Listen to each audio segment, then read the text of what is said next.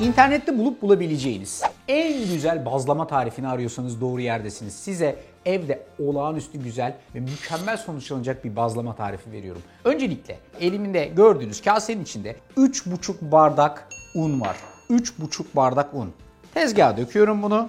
Şöyle hafiften ortasını açıp havuz oluşturuyorum. Arkasından sıra geldi mayayı hazırlamaya. Şu elimde görmüş olduğunuz 42 gramlık yaş maya. Elimle kırıyorum mayayı şöyle. Mümkün olduğu kadar ufalıyorum ve üzerine 1,5 bardak kadar su koyuyorum. Mümkünse oda sıcaklığında olsun. Mayayı suyun içerisinde tamamen çözdürüyorum. İyice çözüldükten sonra da ortadaki havuza mayalı suyu transfer ediyorum. Hafifçe bir çatalla kapatarak mayayla unu yavaş yavaş birleştirmeye başlıyorum.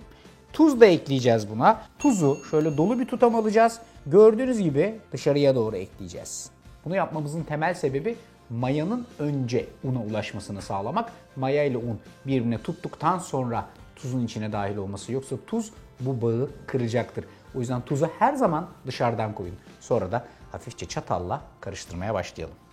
Hamuru çatalla karıştırıyorsun. Tezgah çizilmiyor mu? Ha. Tabii ki çizilmiyor. Niye? Çünkü bu benim kullandığım tezgah Tivan porselen tezgah.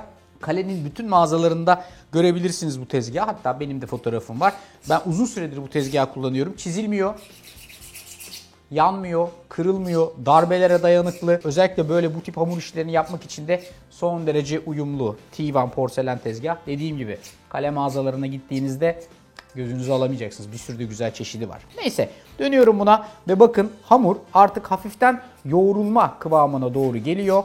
Artık çatalı bırakıp elle yoğurmaya başlayabiliriz. Hadi buyurun.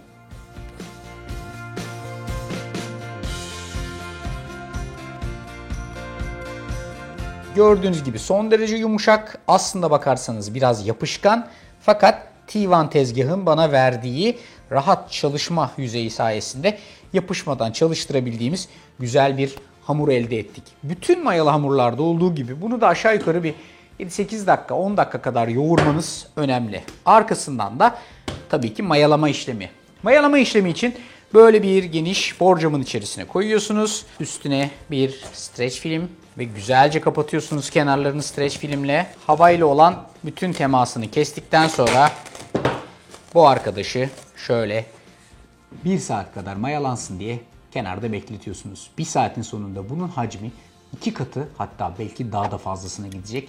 İşte bu da güzel bir bazlama için ihtiyacımız olan hacim demek. 1 saatin sonunda gördüğünüz gibi kocaman bir mayalı hamur elde etmiş durumdayız. Size önerim şudur. Elinizin altında birazcık un bulundurun ama çok fazla değil. Çünkü bu epeyce mayalandı ve oldukça fazla yumuşak ve hatta birazcık cıvık bir kıvamda. Buradaki mayalayarak çalıştırdığınız hamuru yeniden tezgahın üstüne alıyorsunuz. Azıcık unlayın ve içindeki bütün gazı çıkartın.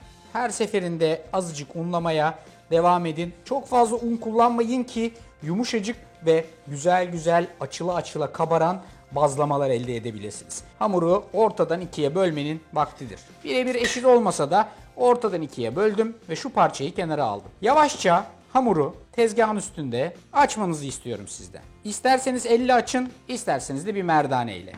Aslına bakarsanız bazlamanız direkt olarak tavada pişirmeye hazır. Eğer isterseniz bu şekilde sade yapabileceğiniz gibi peynirli güzel bir dolgu malzemesiyle de hazırlayabilirsiniz. Alıyorsunuz, yine kapatıyorsunuz. Gördüğünüz gibi hamurunuz yumuşacık ve son derece kolay çalışılan bir kıvamda. Hatta bir tık yapışmaya meyilli. Pişerken çok daha güzel açıla açıla pişmesini sağlayacak. Güvenin bana. Daha da fazla ilave unla yoğurup iyice sertleştirmenize gerek yok. Ocakta genişçe bir tava var. Altını hafifçe yaktım ve bazlamamı tavaya transfer ettikten sonra orta ateşte yavaş yavaş pişsin diye bu şekilde bırakıyorum. Herhangi bir yağ ve benzeri hiçbir şey koymuyorum.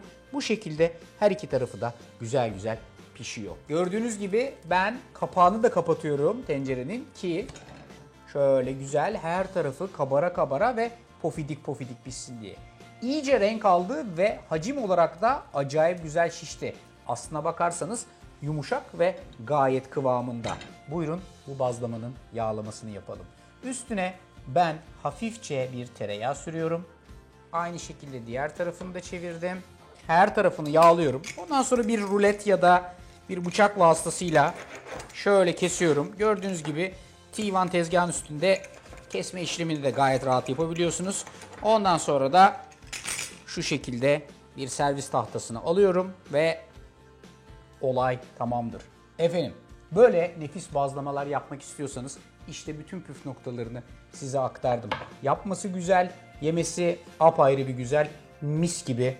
Biraz fazla sıcak. O yüzden küçük bir lokma alacağım. Eğer siz de böyle güzel bazlamalar yapmak istiyorsanız işte tarif karşınızda.